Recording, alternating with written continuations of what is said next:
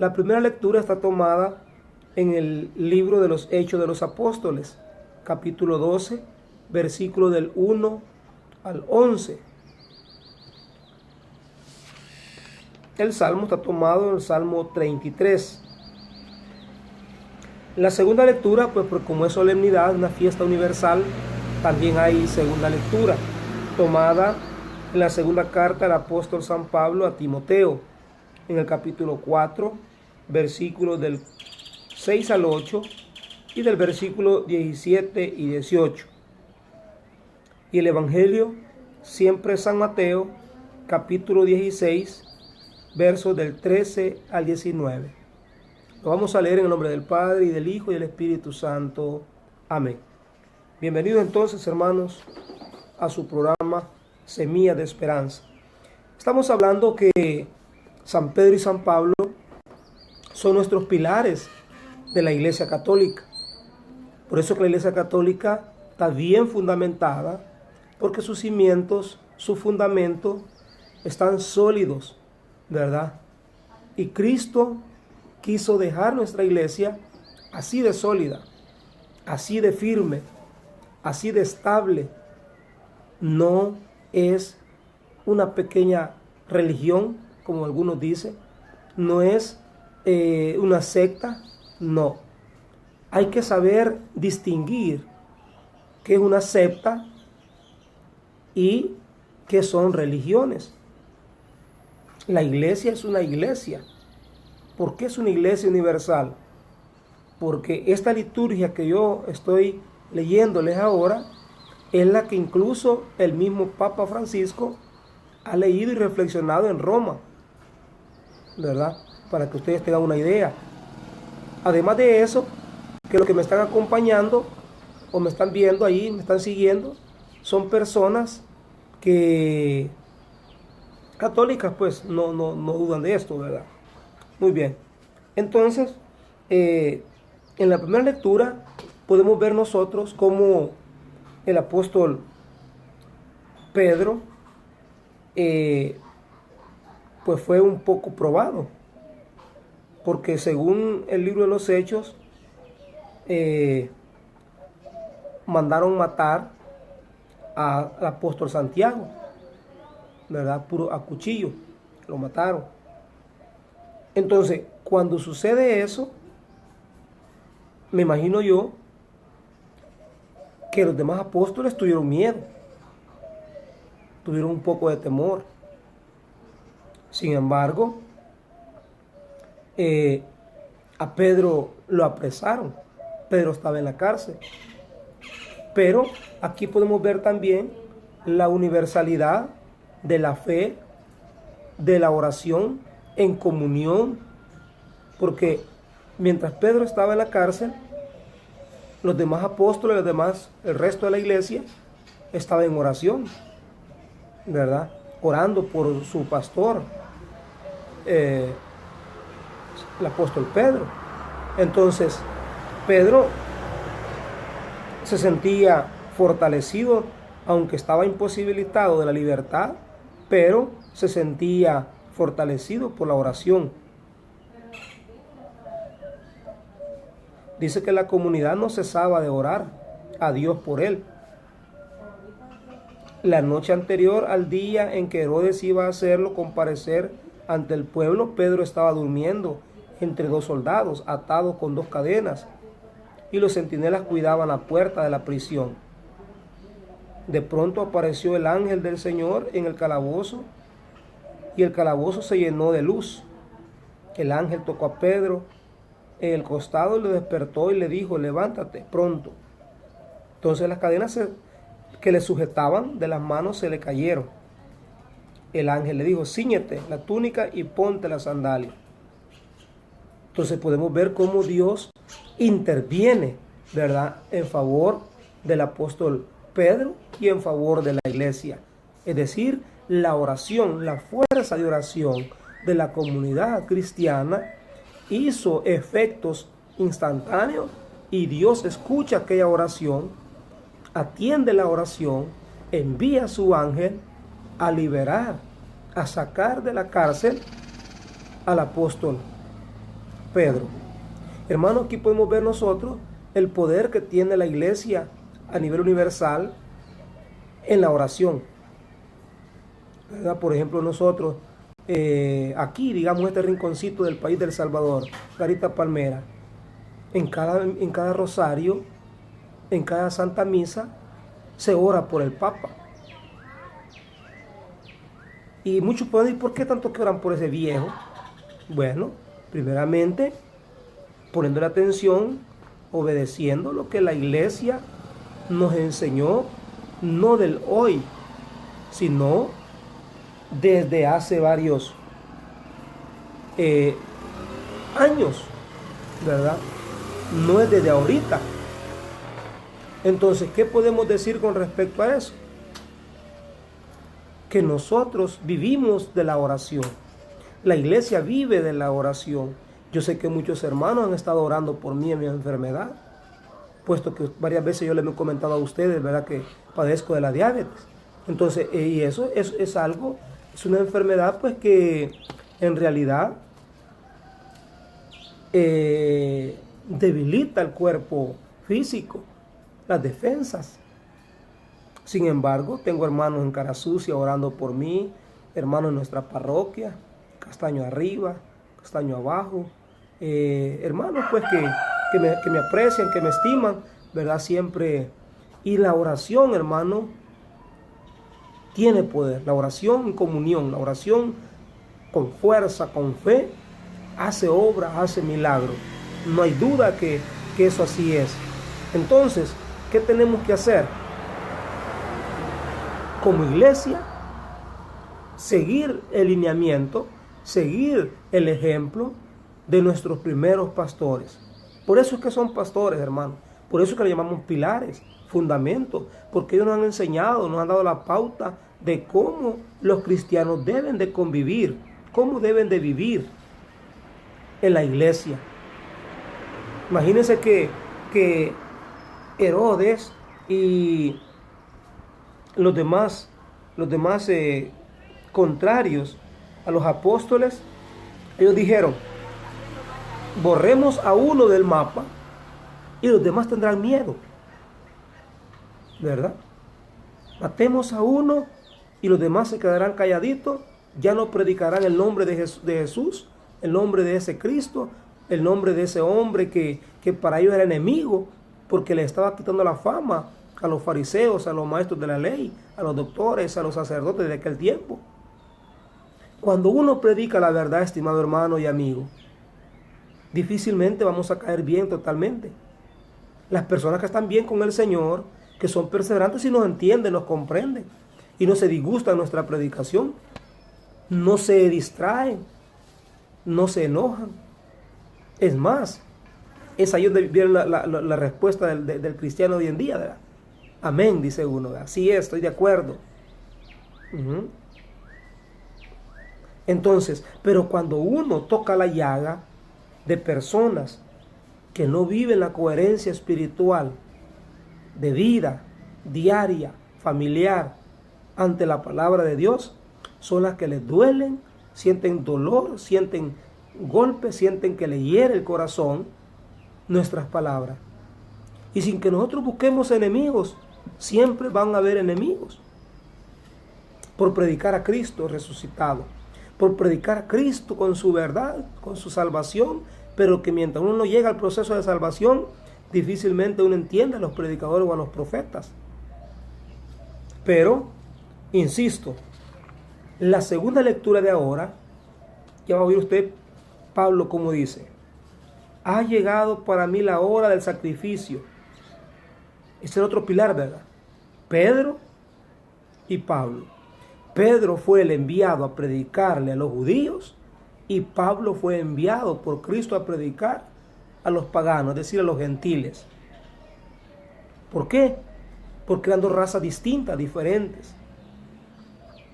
Y la sabiduría, la inteligencia, el conocimiento de Pablo lo hacía entrar en empatía con las demás personas que lo conocían, de estudio, de fama, de inteligencia, de conocimiento, y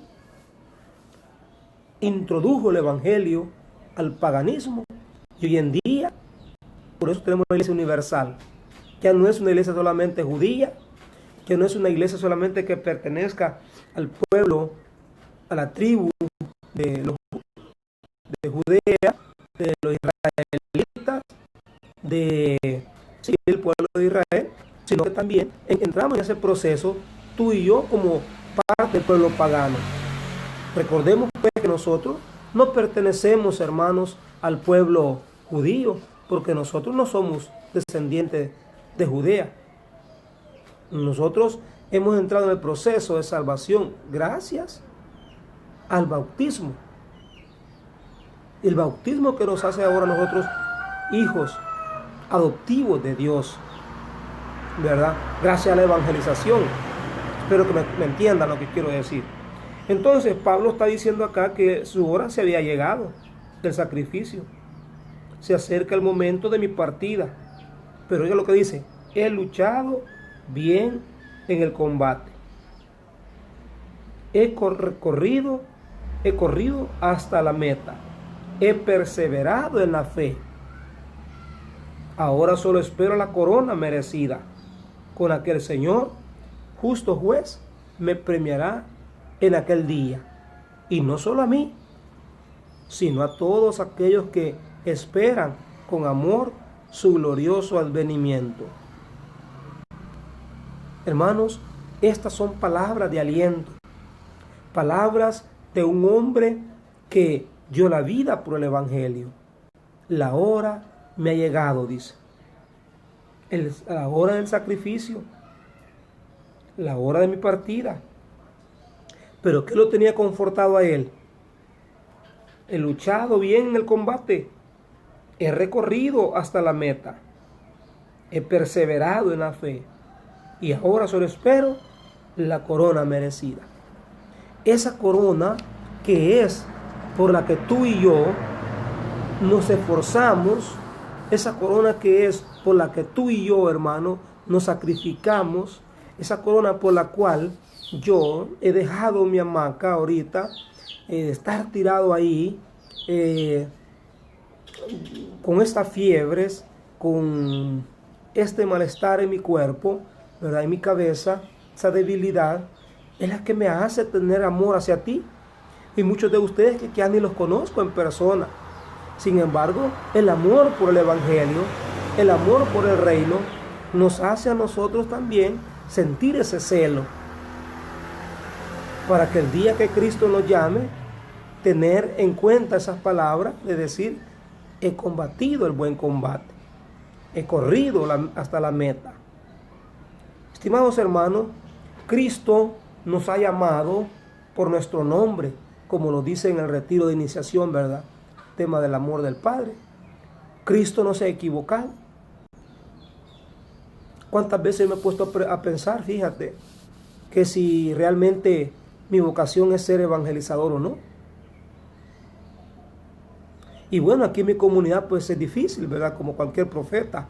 Hemos visto estos días atrás cómo le costó al pobre Jeremías, que incluso su misma gente le ponía trampa para que cayera en la trampa. Le ponía trampa para que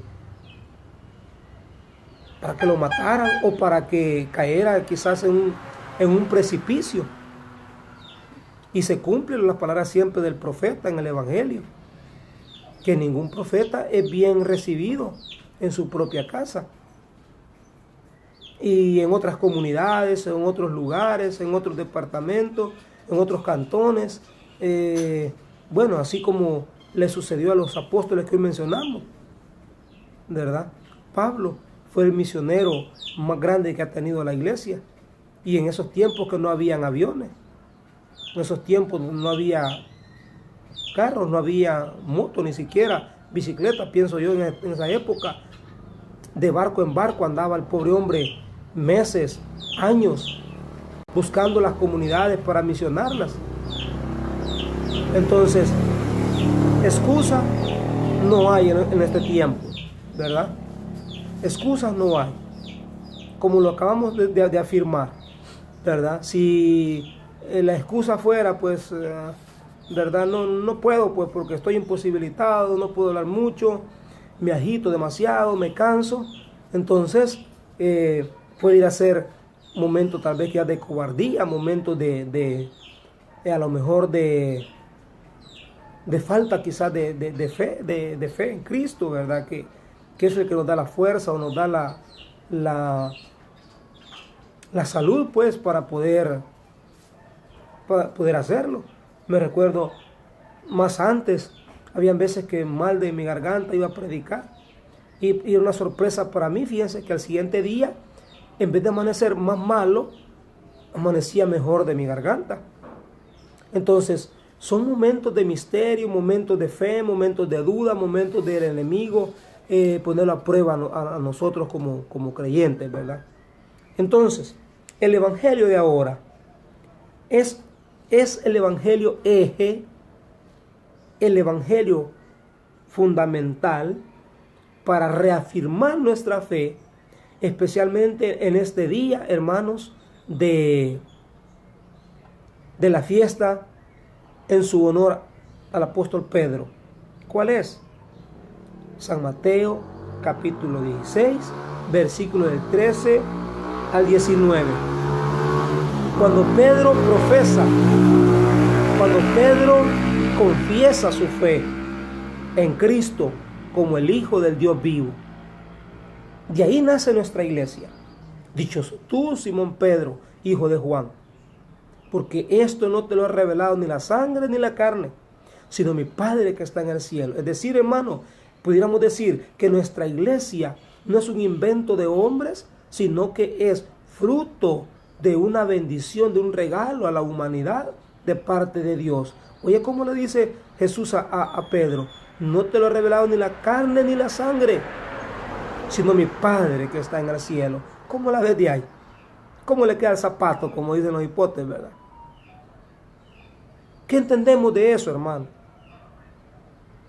Esto es algo precioso. Pero antes que Pedro dijera eso, Jesús quiso poner a prueba a los apóstoles y le dijo: ¿quién dice la gente que soy yo? ¿Quién dice la gente que es el Hijo del Hombre?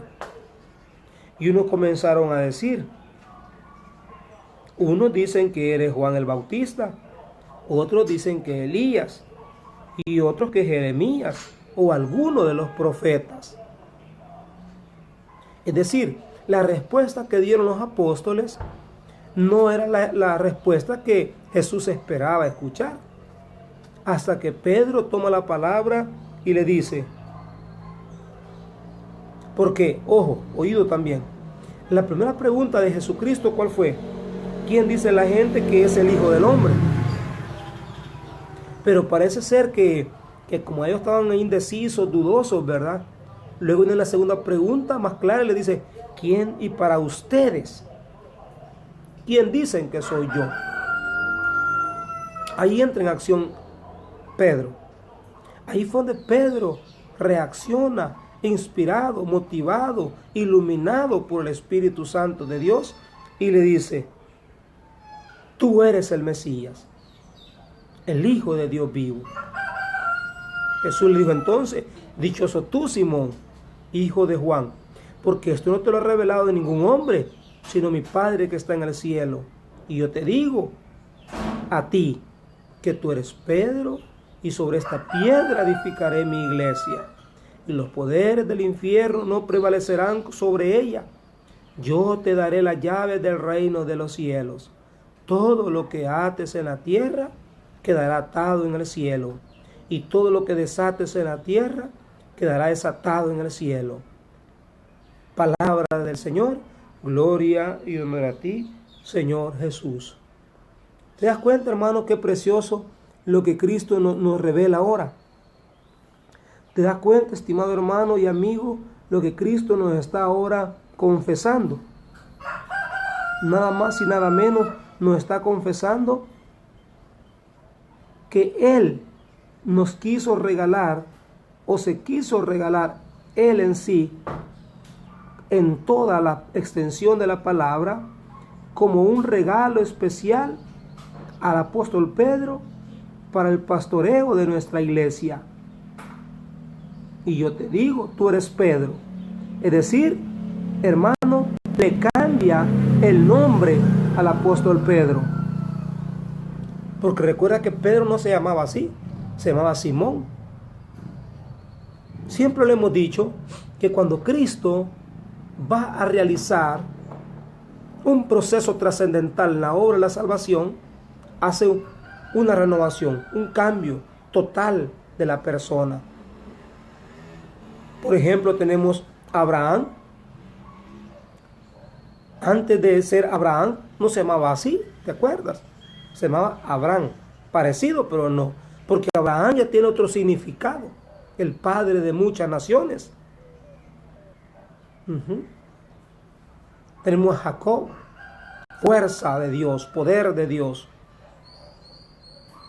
Tenemos, estimado hermano, a otros personajes. Saulo mismo, que hoy es el pilar también de la iglesia. Cristo le puso Pablo. ¿Cómo la ves de ahí? Y hoy vemos al gran apóstol Pedro, a título de las llaves del reino. Nuestra iglesia por eso no la puede mover cualquier viento, hermano, de chambre, de un protestante, de cualquier iglesia denominada iglesia de Dios o como le quieran llamar. Porque la iglesia de Cristo está fundamentada en Él mismo, en Cristo como la piedra angular. Y luego en el fundamento de los apóstoles, apóstol Pedro y apóstol Pablo. Y luego viene en compañía de los otros 11 restantes. Y ahora eres tú y yo como pastorcitos de nuestras iglesias, pastorcitos de nuestros ministerios, pastoreando nuestra familia, nuestros hogares, hermano, a seguir transmitiendo la fe, a seguir transmitiendo sin miedo la fe en Cristo. Porque Cristo hoy te preguntaría a ti, me preguntaría a mí, ¿me amas, Marvin? ¿Me amas más que estos? ¿Se acuerdan que también interpeló una vez más después de esto? Ya Cristo resucitado en el capítulo 21 de San Juan. Qué hermoso ver a Cristo haciendo su obra maravillosa,